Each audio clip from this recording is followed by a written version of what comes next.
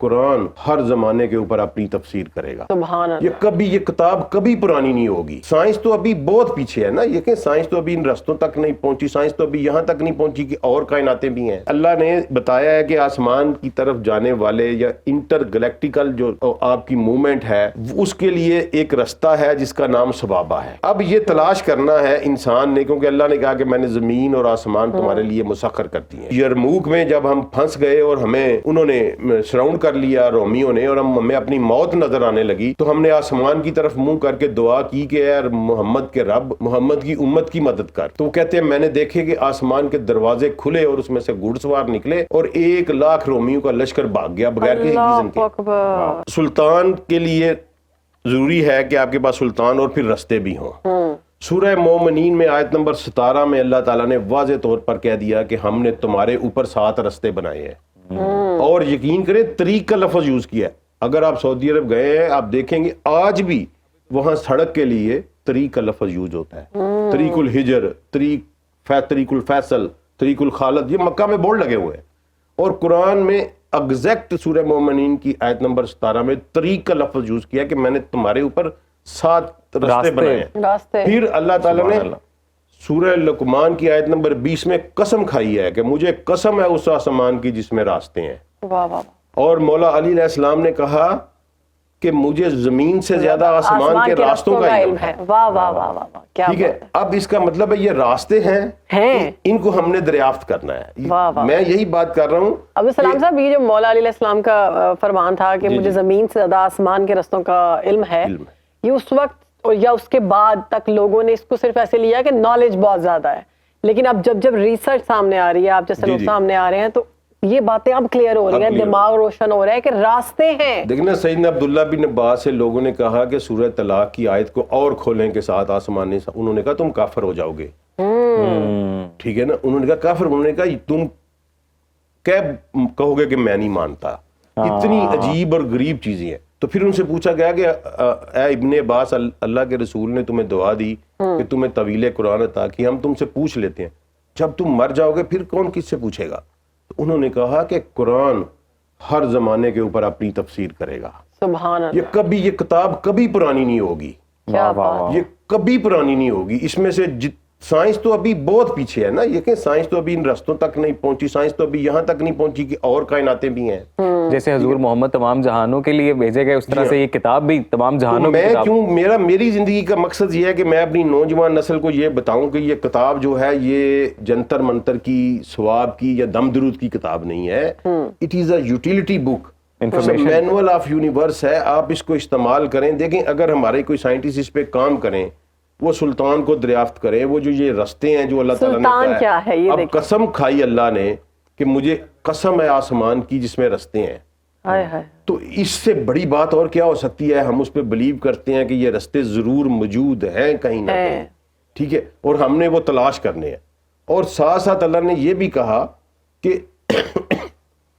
میں نے سورہ زاریات میں کہا کہ میں نے تمام زمین و آسمان کی ہر چیز کو تمہارے لیے مسخر کر دیا ہے. It is open to you, go for that. کم.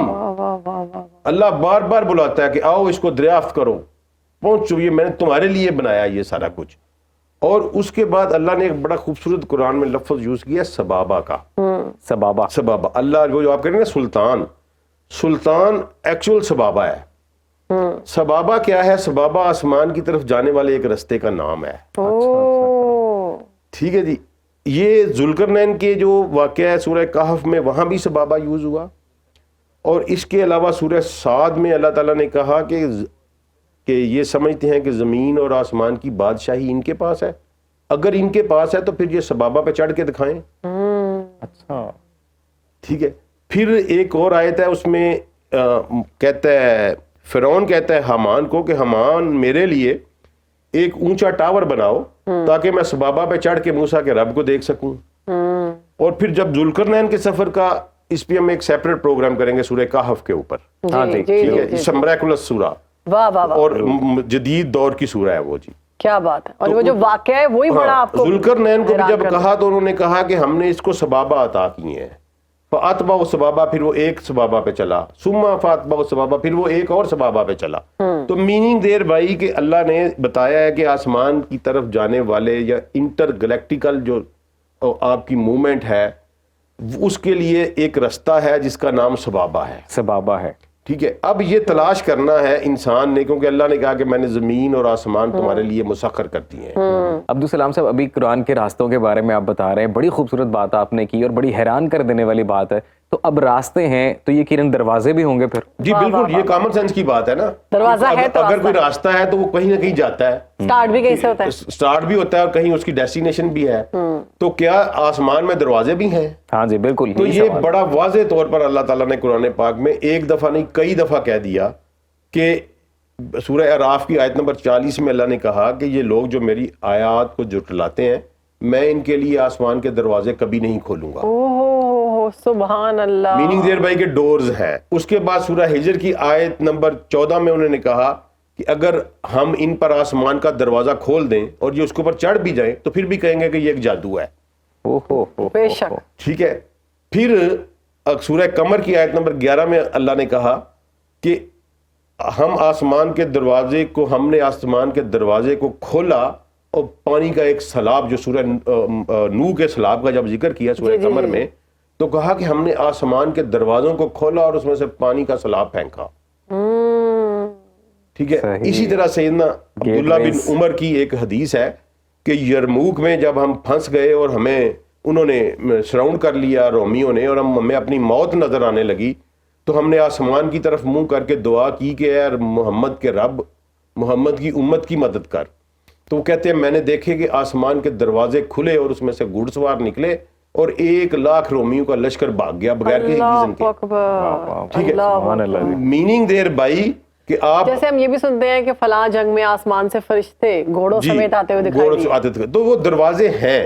ٹھیک ہے. اور پھر اس پہ ہم ایک تفصیلی ڈسکشن کریں گے کہ رب جو کہتا ہے کہ رب المشرقین و رب المغربین، یہ مشرقین کیا ہے اور مغربین کیا ہے؟ یہ دروازے ہیں. بالکل یہ دروازے ہیں. مشرقین وہ دروازے ہیں جہاں سے نکلا، جہاں سے چیزیں اس دنیا میں داخل ہوتی ہیں، اور مغربین وہ ہے جو یہاں سے واپس وہاں جاتی ہیں. سبحان اللہ. یہ خوبصورت، اس پہ ہم پورا ایک پروگرام انشاءاللہ کریں. بہت خوبصورت ڈسکشن. دل کرتا ہے کہ یہ چلتی رہے اور ہم سنتے رہیں، اور اتنا نالج ہے، اتنی چیزیں واضح ہو رہی ہیں جو اس سے پہلے ہم سنتے تھے اور بس سنتے تھے. یہ دروازوں والی بات سنو، پاکستان کو ایک اور اعزاز کے دین کو آسان کرنے کے لیے اتنے شاندار سیگمنٹ کا آغاز کیا. عبدالسلام صاحب قرآنک اسٹڈیز کے ایکسپرٹ ہمارے ساتھ موجود ہیں. سر بہت شکریہ آپ کے وقت کا. بہت شکریہ آپ کا بھی، آپ نے پلیٹ فارم دیا اور انشاءاللہ یہ ایک بہترین رزلٹ لے کے آئے گا. ہمیں ضرورت ہے آپ جیسے لوگوں کا جو ہمیں بتائیں. ہمارے نوجوانوں میں پڑھے لکھی کی جو کلاس ہے ہماری، وہ قرآن کی طرف راغب ہو، یہی ہمارا مشن ہے. بہت شکریہ سر.